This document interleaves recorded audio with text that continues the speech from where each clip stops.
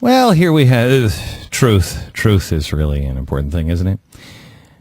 This just published on The Blaze. I am reading it for the first time. A woman seated near Beck at movie claims innocence.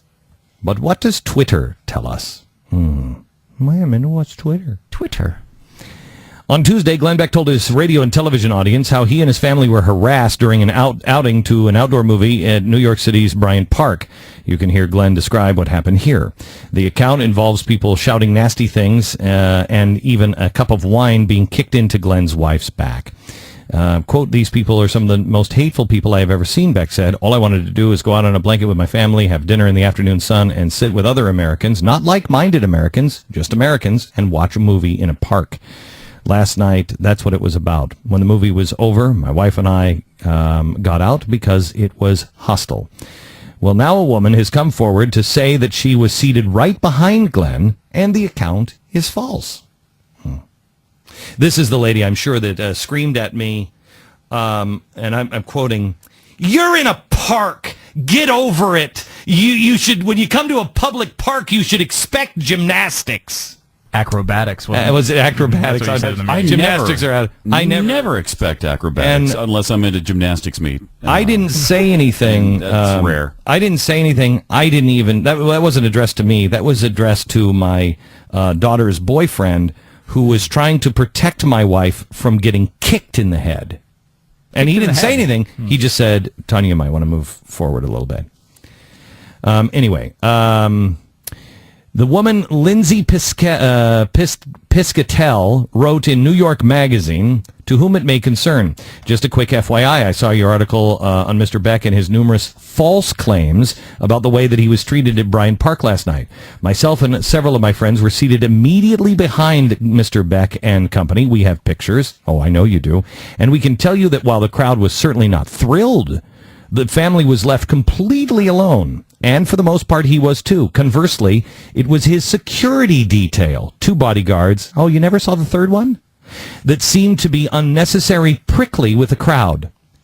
I will tell you this, my security guard didn't say a word. Not one.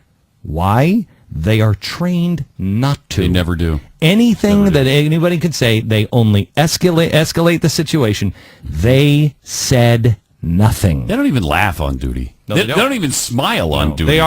They're Secret Service guys. I mean, they're basically, I mean, that's the way. You think the Secret Service is going to get into a shouting match with somebody? Not a word. These guys are unbelievably professional. That seemed unnecessarily prickly with the crowd. Scolding myself and my friends for acrobatics. They said nothing. Other harmless activities taking place well before the movie started and contributing to considerably less relaxed atmosphere than is typically experienced during the Bryant Park movie night. I've been going for 6 years now. It was my friend that spilled the glass of wine on Tanya, and I can assure you that it was a complete accident. A happy one, to be sure, but nonetheless a complete and utter accident. Oh, my gosh. A happy one? Mm-hmm.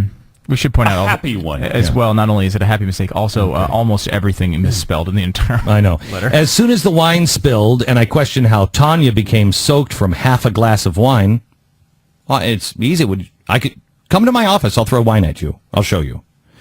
Apologies were made, and my friends pretty much scrambled to give Tanya and company napkins, no doubt aware that it would look terrible and their actions would be perceived as purposeful. Perceived that way. No words were exchanged after that.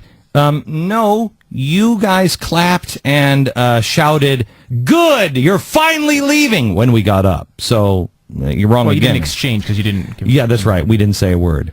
As I think it became pretty clear to Beck and company that my friends and I were doing everything to help clean the mess. I'm sure it's unnecessary to point out the hypocrisy in Glenn's statements that we were being hateful. I can assure him that we don't need his sympathy. You're still going to get my prayers because I still love you.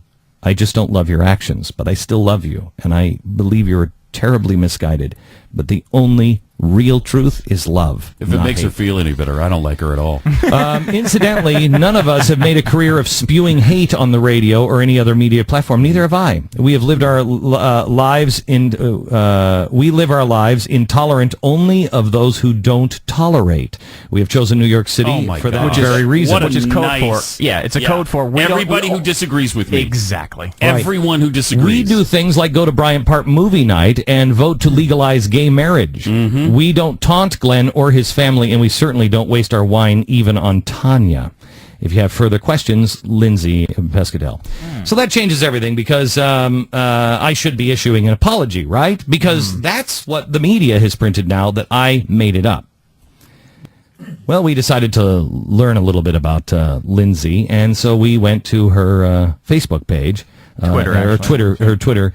She's a 20-something New Yorker, San Franciscan nomad, who likes to think of herself as a member of the creative underclass. In between panic attacks and espresso-filled internet benders, she likes to write short stories and sometimes poetry. Oh, okay, beautiful. So then we have some of the poetry that I don't even take time to read, but here we have her Twitter account. And let's see here. We have only confirmed policy, people, blah, blah, blah. Yeah, shockingly enough, they're she's now locked protected. it up now. Yeah. So it's locked up. Unfortunately, she locked up her, she's protected her account so nobody can go in and read it. Unfortunately, we were diligent enough to go into her account before she locked it. And there's something where you can take like internet pictures of it and stuff. Wow. So here's what she has. She writes, what time is this? Doesn't say the during time. The movie, though. This is she's in the tweeting live during the movie while she's sitting right behind you, which is convenient. Actually, because this is actually before the movie, but she kicks the drink on me, or on my wife, during the movie. She writes, effing ass. Rest of it. I was thinking of the first word. Yeah. Trying to avoid that. Effing a-hole. Glenn Beck is sitting next to me at Bryant Park movie night.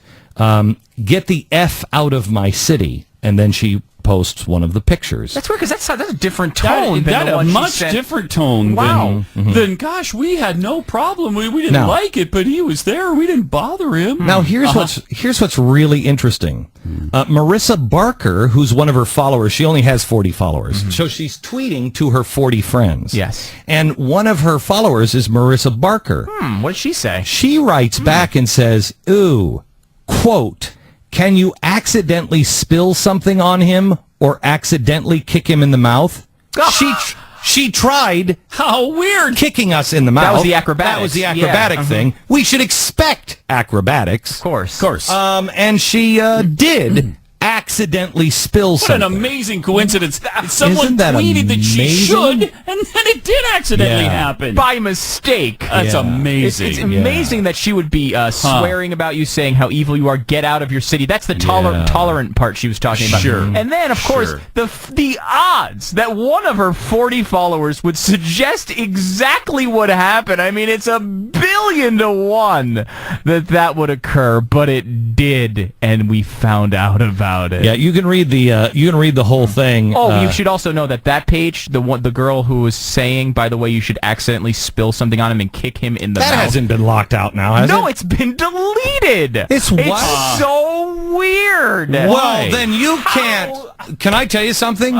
She may have had her Twitter account hacked into. This could be a prank. A hack or a prank. Can't say conclusively. Not with certitude. Not with certitude. Not with any certitude. Absolutely not. I want you to go to theblaze.com and I want you to get this story and I want you to put it on your Facebook. I want you to put it on your Twitter account. I want you to put it on your website. I want you to put it everywhere you possibly can. Because the truth shall set you free. The truth has no agenda. Period.